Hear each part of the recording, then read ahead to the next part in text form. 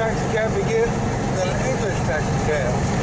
So let's go see if we can buy a taxi cab. Alright folks, so this car is an Austin FX4, and I guess it's the original London taxi, is my understanding, but this particular one is a diesel and it's a stick shift.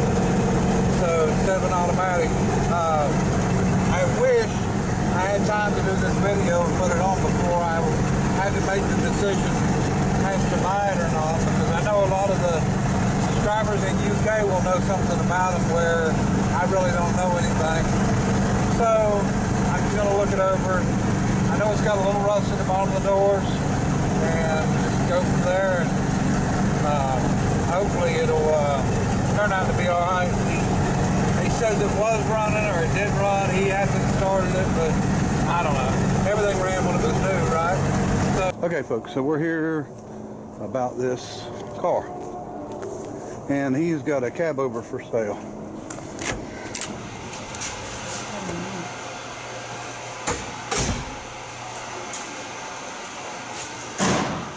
Okay, so the school built this, and it is on an S10 frame. Is the rear end live or just single?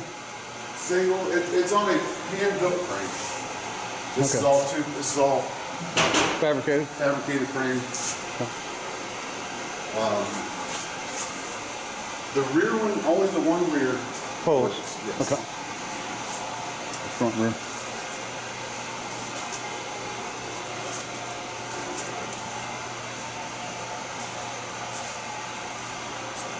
And this has got a 4-cylinder diesel. You don't know what kind of diesel? With a turbo. And the school has got it for sale.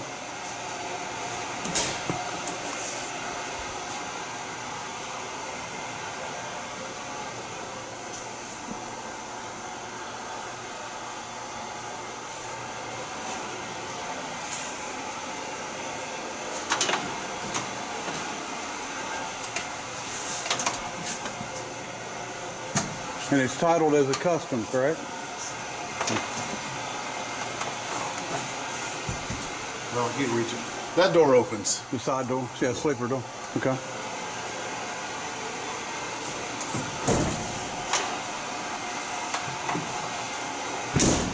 And if I'm not mistaken, it also has air conditioning, I think. Okay. You don't know which diesel they use in it? Cummins, big No. I don't know if it's one of those motors. Those are brand new motors. And I know he got like 4 of them. Okay. He used one in an S10. I've got another brand new one that's full. Okay. Over at a friend's house. And then this one here is what you see is missing. That's a Yanmar. Yeah, they're hot on.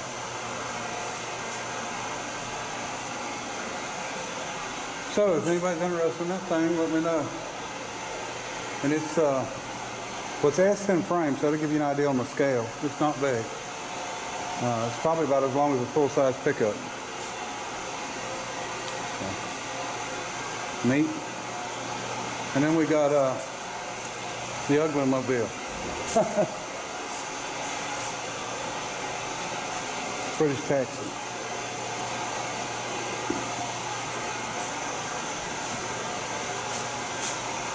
All right, so this is a diesel stick shift. It's a 66 model, I think that's what we figured out.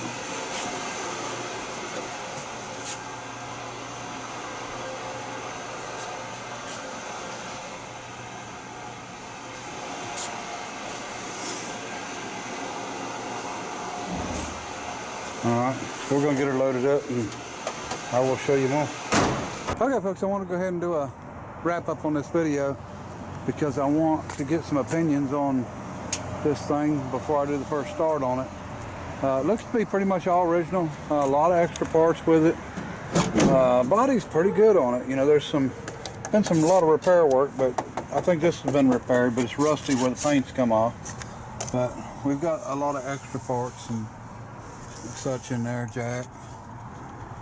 It's still got the advertisements and I guess the rules, and then it's got a tag here I don't reckon anybody would ever figure this out, but Dilly Dally Cab Company, owner David R. Lewis II. So, anyway, pretty complete. Not in terrible shape. I don't think we're ready to go into the taxi business yet, but maybe soon, you never know. So we got, I guess this is the luggage area here, and it was probably originally a meter up there, I guess. Anyway, not in terrible shape. Got a little bit of rust there, but nothing major. Brakes seem to work. Clutch actually goes in and works. Not familiar with one of these diesels though, and I don't know if it's got a Sims pump. It probably is a Sims, I would think.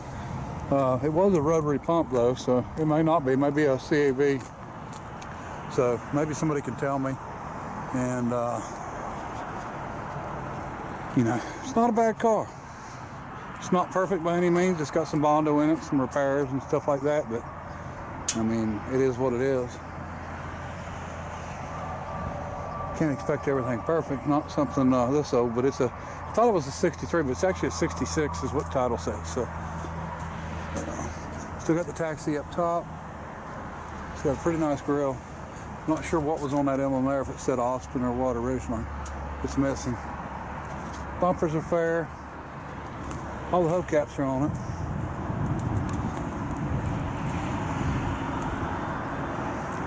This looks like somebody had done some body work and didn't do a really, really good job. I mean, but you go around tapping on it,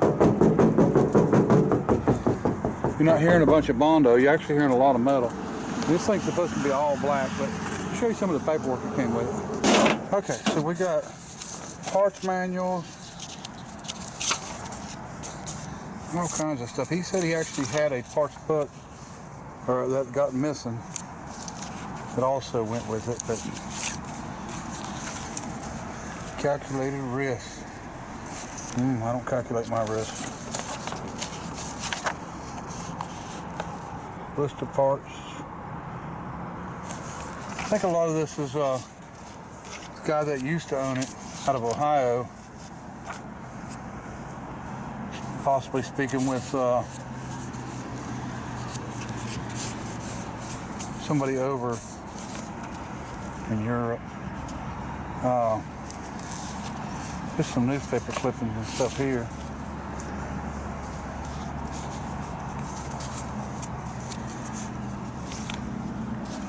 Now this car has been here for a long time, so this is not something that was brought over here recent. It's probably in the 70s.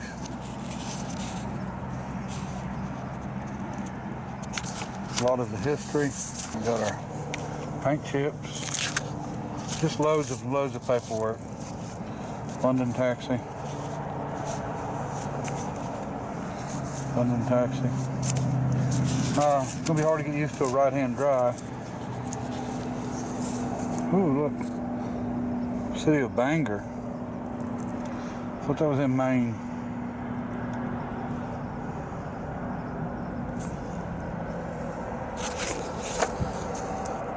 First 2/5 of a mile. Heck, I can skip 2/5 of a mile. 95 cents. 2/5 of a mile. I'd probably carry somebody for 95 cents at one time on my back. All right, so anyway, running instructions. There's automatic transmission, we don't have that. More newspaper articles. 2.5 liter diesel engine. So maybe this will tell me what engine's in that thing. All right, so I'm gonna quit boring y'all with taxi and hire car. This might be okay, service manual. So anyway, we got a lot of bucks and a lot of stuff for it. So I think maybe we'll just get it running and do some videos on it, drive it around a little bit, and then we'll pass it on to the next buyer. And just try to get it back to where it's in running condition and somebody can enjoy it. And clean it up a little bit. I think she'll be nice. All right. So anybody that can give me some information on that diesel engine that's in this thing, if they're any good or not, and what I need to look for or watch for, and we're going to try to start it here in a couple days. So I do appreciate everybody watching, coming along with me. why we bought an ugly car. And I know a lot of people might think they're not ugly, but I mean, we got to be honest about this. It's ugly. All right, bye. Okay, folks, I've got one more question I forgot I wanted to ask, and it's about these tags. Does these stay with the vehicle its whole life and transfer with it, or how does that work in England? All right, bye.